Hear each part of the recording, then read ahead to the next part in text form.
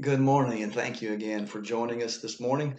We talked yesterday about how we see people and learning to see people through grace as a part of Paul's secret of how we can be more content in life, and I think how we can let other people be more content as well. Paul talks about seeing grace at work in people and giving people grace, and he was one who had received that. The second part of how we see people and seeing the good in people is this. I believe Paul also believed in seeing God in people, seeing God at work in people, and letting that be a part of how we interact and perceive people.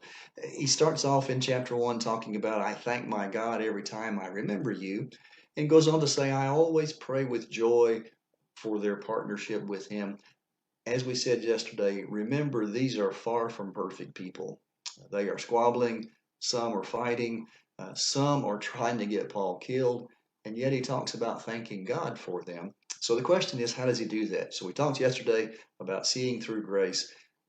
Today, a little bit further, Paul says in the same chapter in verse 6, uh, being confident of this, that he who began a good work in you will carry it on to completion until the day of Christ. Confident of this, that he, God who started a good work in you, in the Philippian Christians, will see it through. He will finish that. We've seen the T-shirt before. God's not finished with me yet, and that's a very profound truth. God's not finished with any of us yet. Paul didn't just think that people could grow and change. Paul knew they could because Paul had. He went from persecuting Christians to being a Christian. That's a dramatic change. So Paul could be confident that God could change anybody's life. And so when he writes to these folks, he goes on to say later on in chapter 2 and verse 13, it is God who works in you. And then later in chapter 3 and verse 15, God will make it clear to you. Paul had confidence that God was at work in people, and so he could grant some time and some patience to let people grow and mature. Years ago, when I was a college student, freshman at Faulkner University, which was then Alabama Christian College, Leonard Johnson was a co-founder, a dean, and a teacher there. And for reasons I never fully understood, should have asked and didn't, but for some reason he took an interest in me. He arranged a summer youth intern job for me after my first year of college. He took me on a couple of campaign trips with him, uh, arranged for me to serve on a student committee or two. Just several things that really probably didn't make sense given my timidity, shyness, and lack of abilities. But I think what he was doing is the same thing Paul was doing, was seeing what might come later.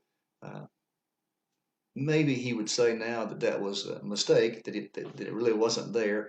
But I think there's some beauty in that, to be able to look at people and recognize God may still be doing some things in them, and I should give them some time. It's easy to be impatient. It's easy to get frustrated. Maybe more so now in our current situation than normally. When you think about people who are maybe frustrating you some, maybe you're disappointed in, try to remember God's still at work in them. Who knows what they may yet become, especially if I grant them some grace and give them some time.